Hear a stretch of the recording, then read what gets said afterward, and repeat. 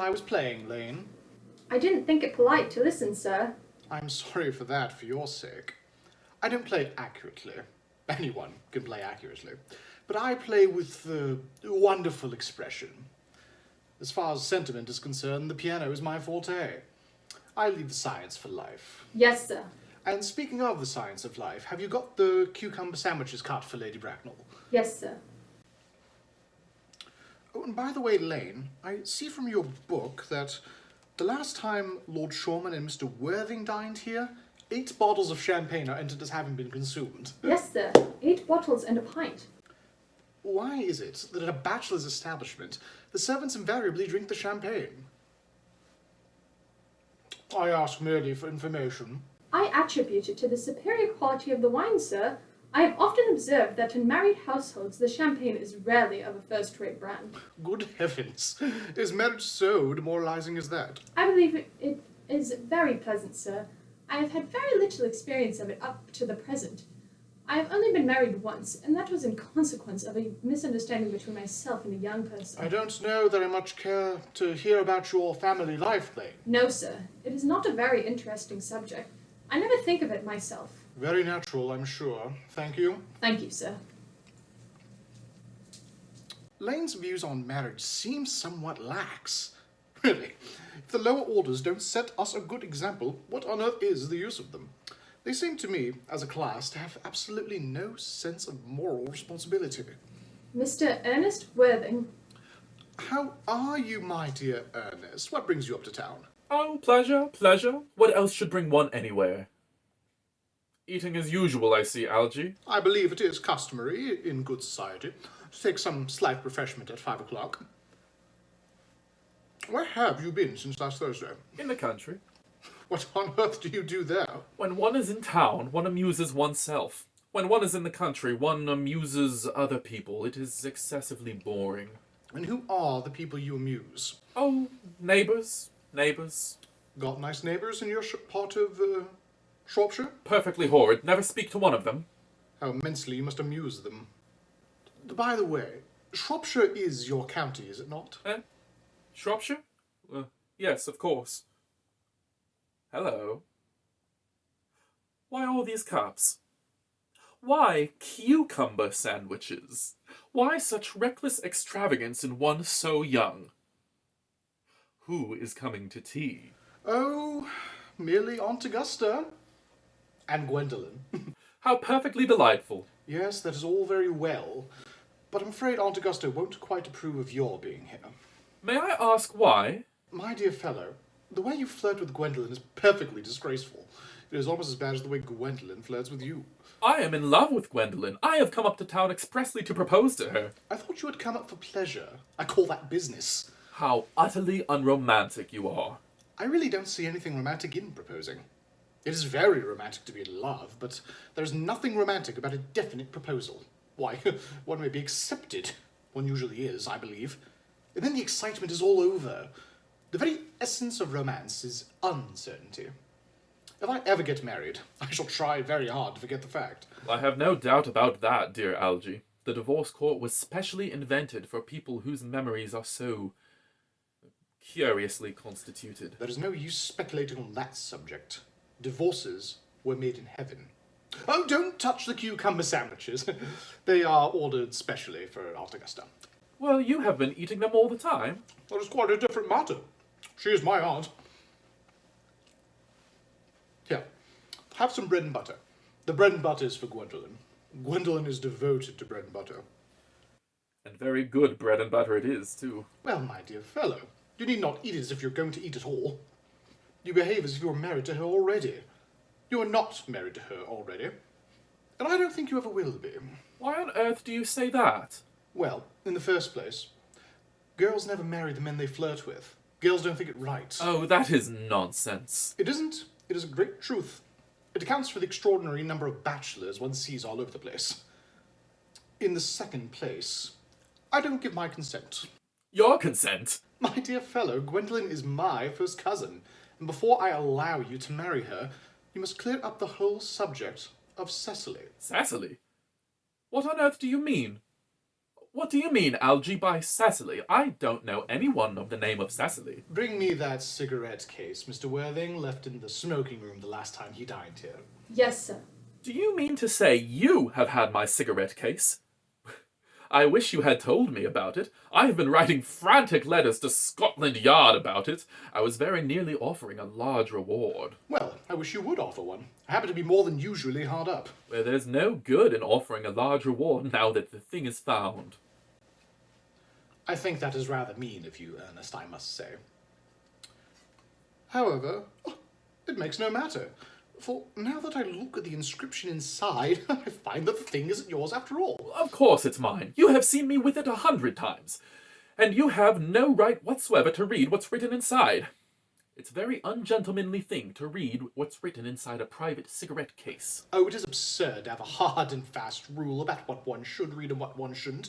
More than half of modern culture depends on what one shouldn't read. I am quite aware of the fact, and I don't propose to discuss modern culture. It's not the sort of thing that should be discussed in private. I simply want my cigarette case back. Yes, but this isn't your cigarette case.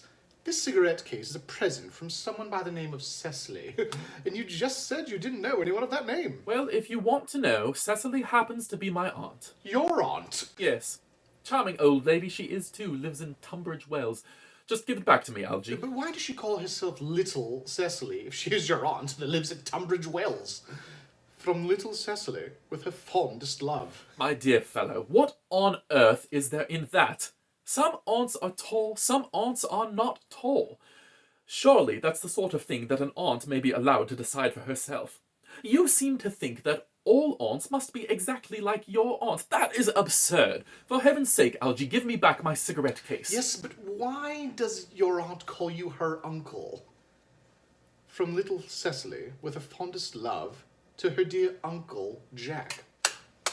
There is no objection, I admit, to an aunt being a small aunt, but why an aunt, no matter what her size may be, should call her own nephew her uncle, I can't quite make out.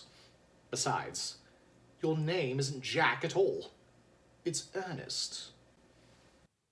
It isn't Ernest, it's Jack.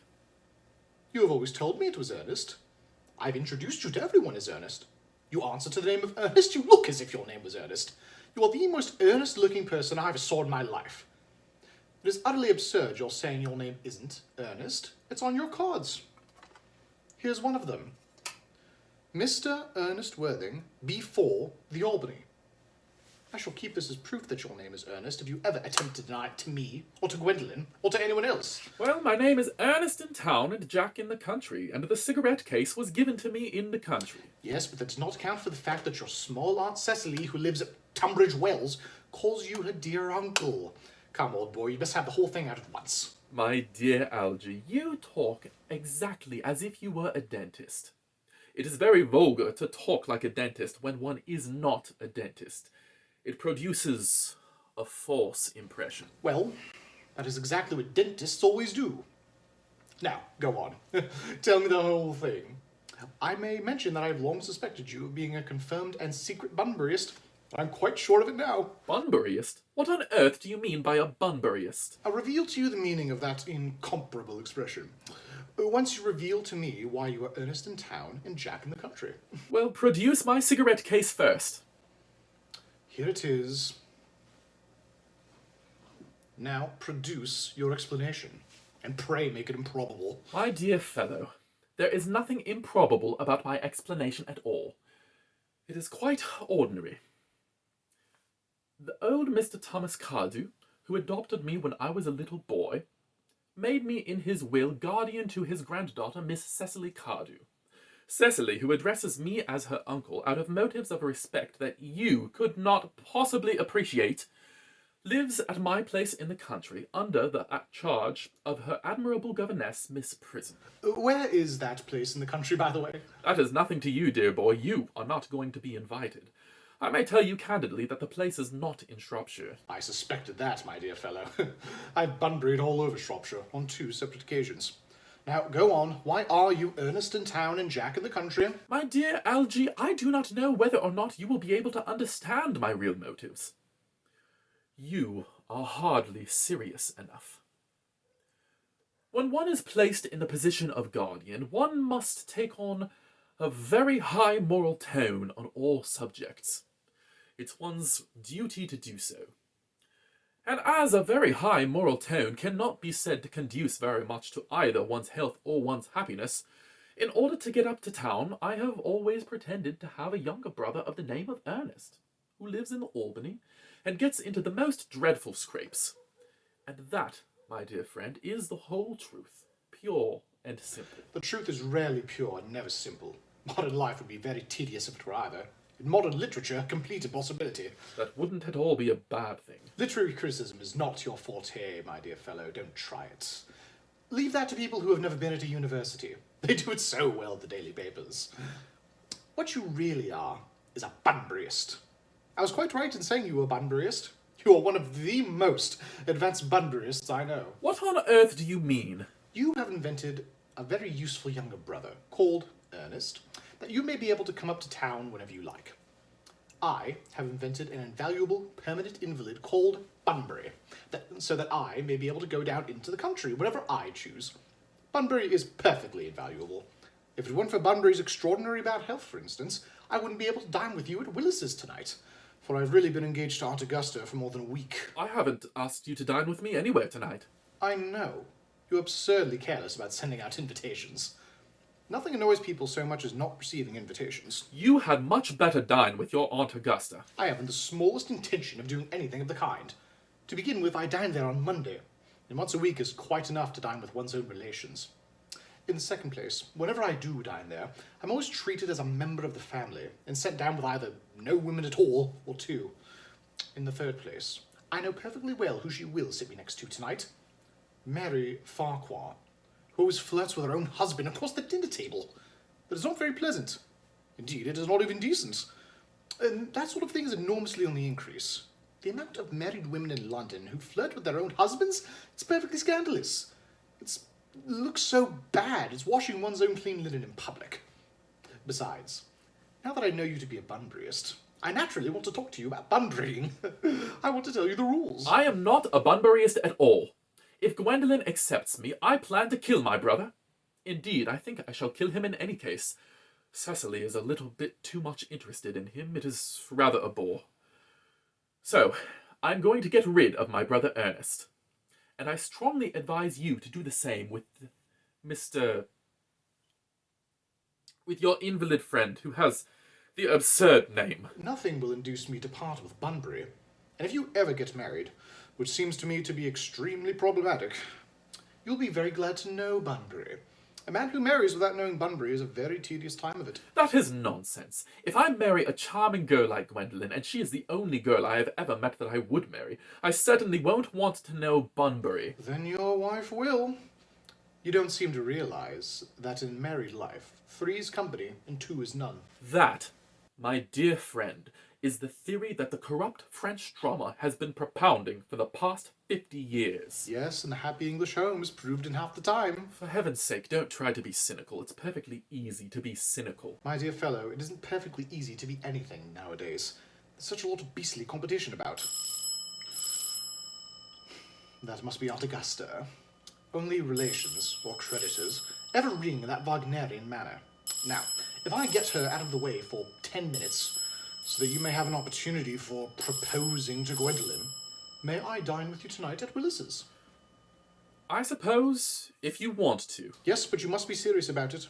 I hate people who are never serious about meals. It is so shallow of them. Lady Bracknell and Miss Fairfax.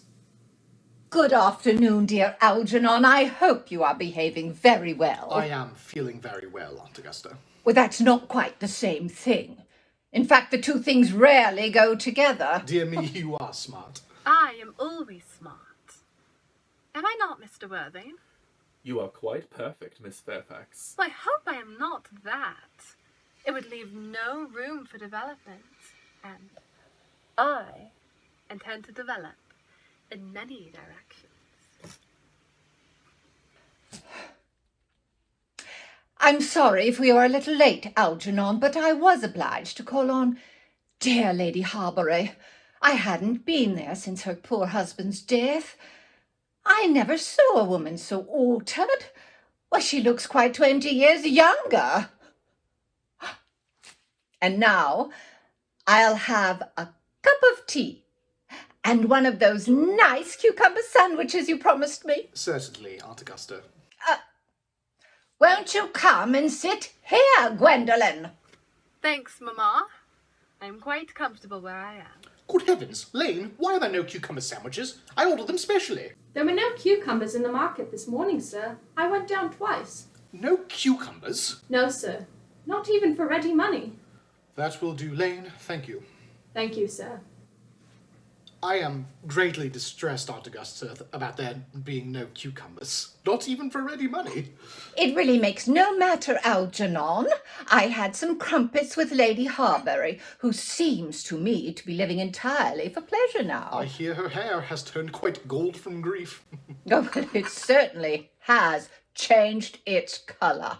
From what cause I, of course, cannot say. I've quite a treat for you tonight, Algernon. I'm going to send you down with Mary Farquhar. She is such a nice woman and so attentive to her husband. It's delightful to watch them. I am afraid, Aunt Augusta, I shall have to give up the pleasure of dining with you tonight after all. I hope not, Algernon. It would put my table completely out. Your uncle would have to dine upstairs. Fortunately, he is accustomed to that. It is a great bore, and I need hardly say a great disappointment to me, but the fact is I've just had a telegram.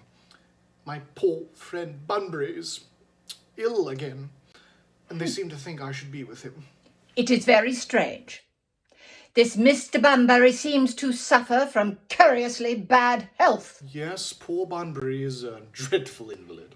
Well, I must say, Algernon, that I think it is high time that Mr. Bunbury made up his mind whether he was going to live or to die. This shilly-shallying with the question is absurd. Nor do I in any way approve of the modern sympathy with invalids. I consider it morbid. Illness of any kind is hardly a thing to be encouraged in others. Health is the primary duty of life. I am always telling that to your poor uncle, but he never seems to take much notice. As far as any improvement in his ailment goes.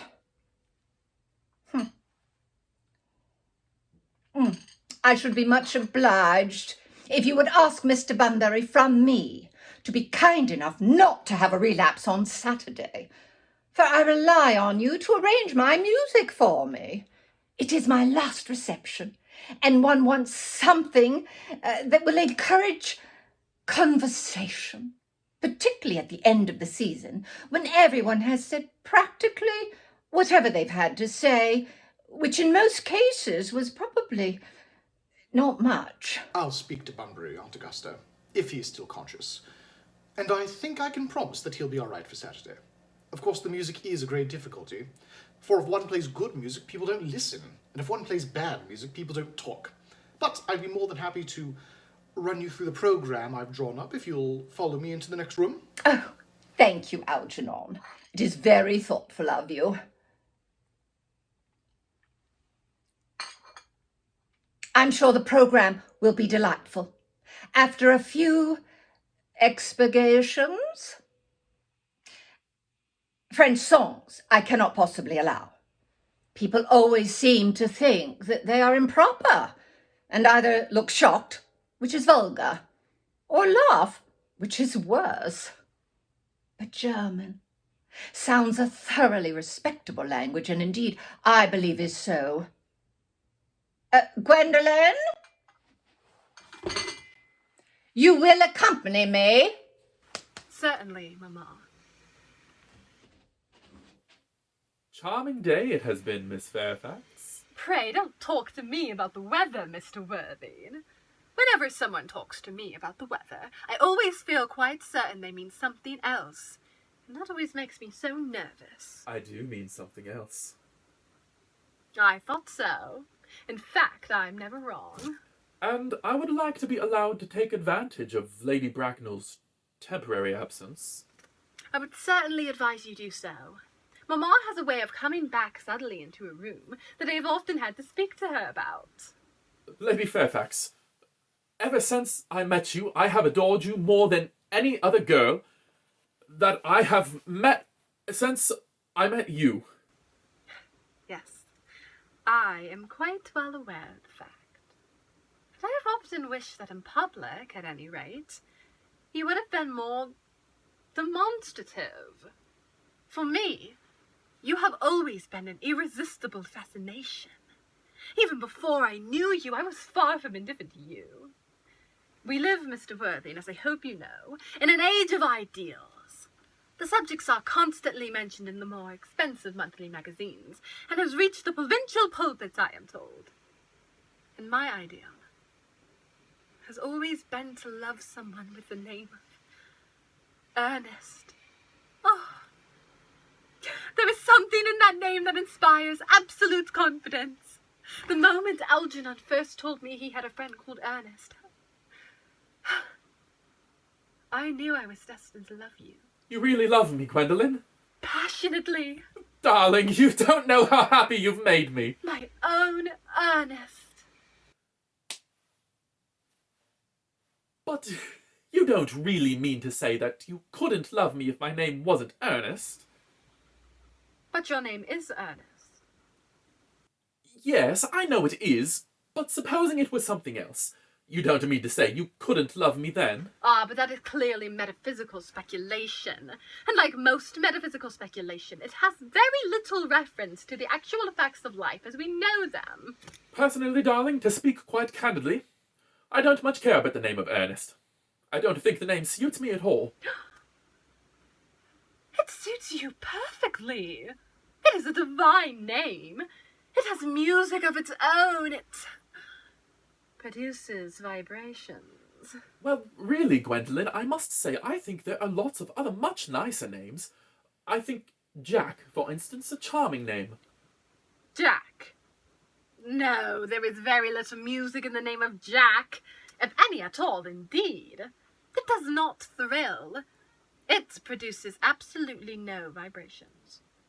I have known several Jacks, and they all, without exception, were more than usually plain. Besides, Jack is a notorious domesticity for John, and I pity any woman married to a man called John. She probably would never be allowed to know the entrancing pleasures of a single moment's solitude. The only real safe name is Ernest. Gwendolen, I must get christened at once. I mean, we must get married at once. There is no time to be lost. Married, Mr. Worthing? Well, surely. You know that I am in love with you, and you led me to believe, Miss Fairfax, that you are not entirely indifferent to me. Oh, I adore you. But there hasn't been any talk about marriage. The subject hasn't even been touched on. Well, may I propose to you now? I think it'd be an admirable opportunity. And to spare you any possible disappointment, Mr. Worthing, I think it is only fair to tell you quite frankly beforehand that I am fully determined to accept you. Gwendolen! Yes, Mr. Worthing, what have you to say to me? You know what I have got to say to you. Yes, but you don't say it. Gwendolen, will you marry me? Of course I will, darling. Oh, how long you have been about it. I am afraid you have very little experience in how to propose. My own one, I have never loved anyone in the world but you. Yes, but men often propose for practice. I know my brother Gerald did. All my girlfriends tell me so. What wonderfully blue eyes you have, Ernest. They are quite blue. I hope you will always look at me like this, especially when other people are present. Mr. Worthing, rise, sir, from this semi-recumbent posture. It is most indecorous. Mamma, I must beg for you to retire. This is no place for you. Besides, Mr. Worthing is not quite finished. Finished what, may I ask? I am engaged to be married to Mr. Worthing, Mamma. Pardon me. You are not engaged to anyone. When you do become engaged to someone, I or your father, should his health permit him, will inform you of the fact. An engagement should come on a young girl as a surprise, pleasant or unpleasant as the case may be. It is hardly a matter that she could be allowed to arrange for herself. And now, I have a few questions to put to you, Mr. Worthing. While I am making these inquiries, you, Gwendolen, will wait for me below, in the carriage. Mamma? In the carriage, Gwendolen! Gwendolen! The carriage! Yes, Mamma. You can take a seat, Mr. Worthing. Thank you, Lady Bracknell. I prefer standing. I feel bound to tell you, you are not down on my list of eligible young men, although I have the same list as dear Duchess of Bolton has. We work together, in fact. However, I am quite ready to enter your name should your answers be what a really affectionate mother requires. Do you smoke? I must admit, I smoke. Ah, I'm glad to hear it. A man should always have an occupation of some kind. There are far too many idle men in London as it is. How old are you? 29. A very good age to be married at. I have always been of opinion that a man who desires to get married should know either everything or nothing.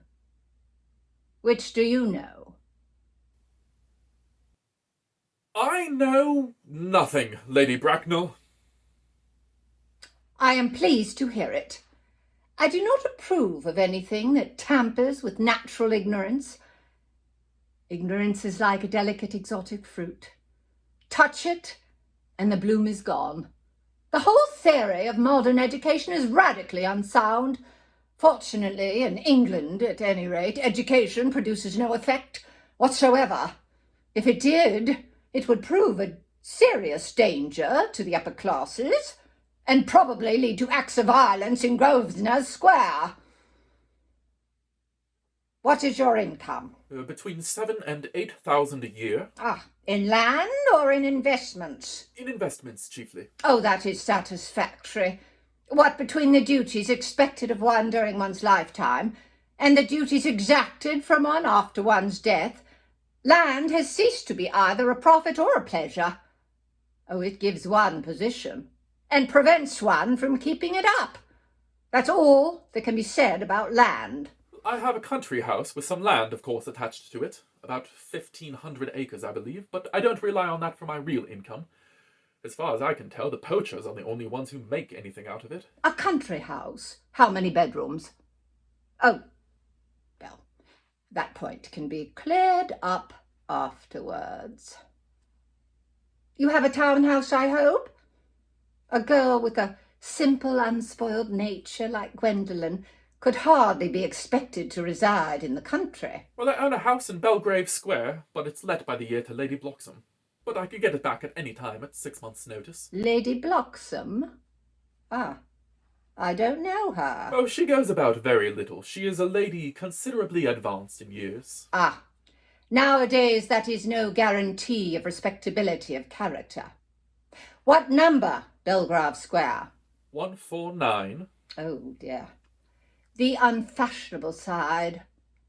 I thought there was something. However, that could easily be altered. Do you mean the fashion or the side?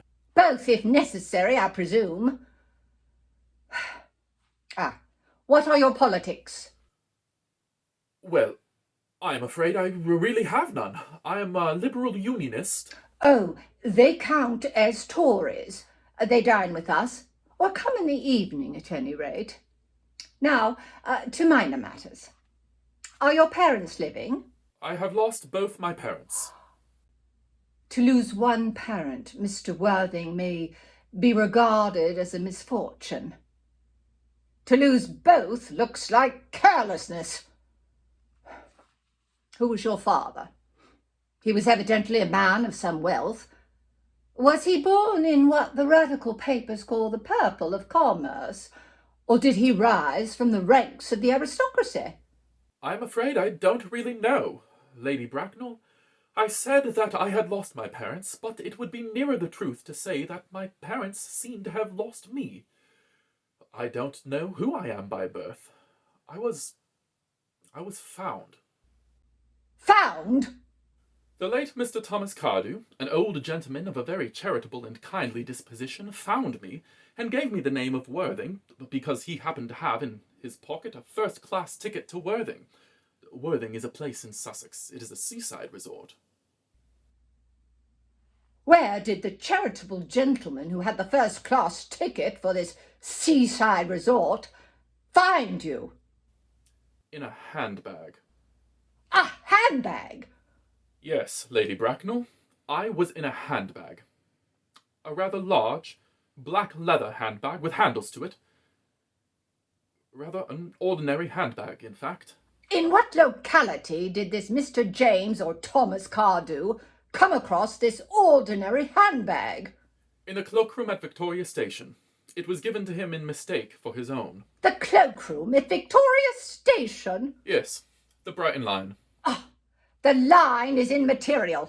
Mr. Worthing, I confess, I feel somewhat bewildered by what you have just told me. To be born, or at any rate bred, in a handbag, whether it had handles or not, seems to me to display a contempt for the ordinary decencies of family life that reminds one of the worst excesses of the French Revolution. And I presume you know what that unfortunate movement led to. As for the particular locality in which the handbag was found, a cloakroom at a railway station might serve to conceal a social indiscretion. Has probably indeed been used for that purpose before now, but it could hardly be regarded as an assured basis for a recognized position in good society. May I ask you, then, what you would advise me to do? I need hardly say that I would do anything in the world to ensure Gwendolyn's happiness. I would strongly advise you, Mr. Worthing, to try and acquire some relations as soon as possible, and to make a definite effort to produce, at any rate, one parent of either sex before the season is quite over. Well, I don't see how I could possibly manage to do that. I can produce the handbag at any time. It is in my dressing room at home. I really think that should satisfy you, Lady Bracknell. Me, sir? What is it to do with me? You can hardly imagine that I and Lord Bracknell would dream of allowing our only daughter, a girl brought up with the utmost care, to marry into a cloakroom and form an alliance with a parcel? Good morning, Mr. Worthing. Good morning! For goodness sake, don't play that ghastly tune, Algy! How idiotic you are! Didn't it go off all right, old boy? You don't mean to say Gwendolyn refused you? I know it is a way she has. She's always refusing people. I think it is most ill-natured of her. Oh, Gwendolyn is right as a trivet. As far as she is concerned, we're engaged. Her mother is perfectly unbearable. I've never met such a gorgon. I don't really know what a gorgon is like, but I'm sure Lady Bracknell is one. In any case, she is a monster without the benefit of being a myth, and that is rather unfair. Pardon me, Algy. I really shouldn't speak of your own aunt in that way before you. My dear boy, I love hearing my relations abused. It is the only thing that makes me put up with them at all. Relations are simply a tedious pack of people that haven't the remotest knowledge about how to live, nor the slightest instinct about when to die. Oh, that is nonsense. It isn't. Well, I won't argue about the matter. You always want to argue about things. That is exactly what things were originally made for. Upon my word, if I thought that, I'd shoot myself.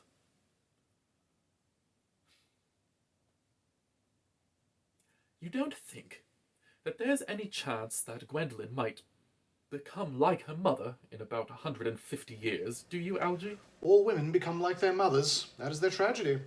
No man does. That is his. Is that clever? It is perfectly phrased. And quite as true as anything in civilized life should be. I'm sick to death of cleverness. Everybody is clever nowadays. You can't go anywhere without meeting clever people. The thing is an absolute public nuisance. I wish to goodness that we had a few good fools left. We have. I should extremely like to meet them. What do they talk about? The fools? Oh, about the clever people, of course. Oh, what fools? By the way, did you tell Gwendolyn the truth about your being Ernest in town and Jack in the country? My dear fellow, the truth is not the sort of thing one says to a nice, sweet, refined girl. What extraordinary ideas you have about how to behave to a woman. The only way to behave to a woman is to make love to her if she's pretty and to someone else if she's plain. Oh, that is nonsense. Oh, what about your brother? What about the profligate Ernest? Oh, before the end of this week, I'll have got rid of him.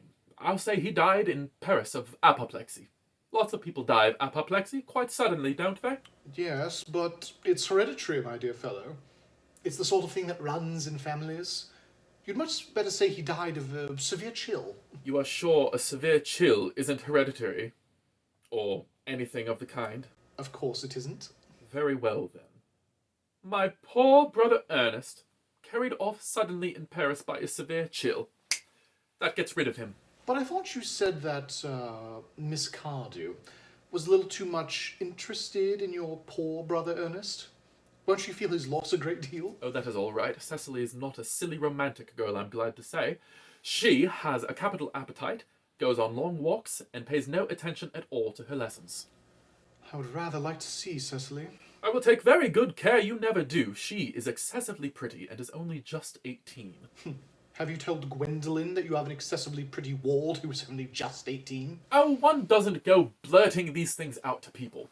Cecily and Gwendolyn are perfectly certain to be great friends. I'll bet you anything you like. A half hour after they meet, they will be calling each other sister. Women only do that after they've called each other a lot of other things first.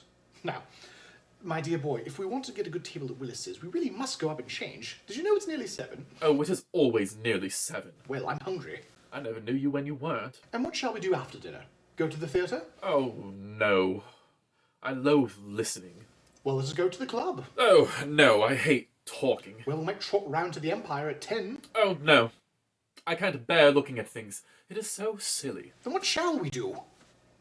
Nothing. It is an awful lot of hard work doing nothing. But I don't mind hard work when there's no definite object in mind. Miss Fairfax. Gwendolyn, upon my word! Algy, kindly turn your back. I have something very particular to say to Mr. Worthing. Really, Gwendolyn, I don't think I can allow this. Algy, you always adopt a strictly and moral attitude toward life. You are not quite old enough to do so.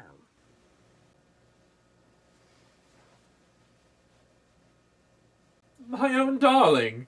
Ernest, we may never be married.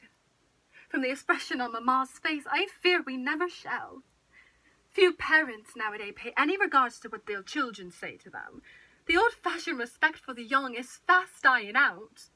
Whatever influence I had over Mamma, I lost at the age of 3. But although she may prevent us from becoming man and wife, and I may marry someone else, and marry often, nothing she could do could possibly alter my eternal devotion to you. Dear Gwendolyn. The story of your romantic origin, as related to me by Mamma with most unpleasing comments, has naturally stirred the deeper fibres of my nature. Your Christian name is an irresistible fascination to me. The simplicity of your character makes you exquisitely incomprehensible. Your address in the Albany I have. What is your address in the country? The Manor House, Woolton, Hertfordshire. There was good postal service, I suppose. It may be necessary to do something drastic. That, of course, will require serious consideration. I will communicate with you daily. My own one. How long do you remain in town? Till Monday. Good. Algy, you may turn around. Thanks, I've already turned round. You also may ring the bell. You will let me see you to your carriage, my own darling? Certainly. I will see Miss Fairfax out. Yes, sir.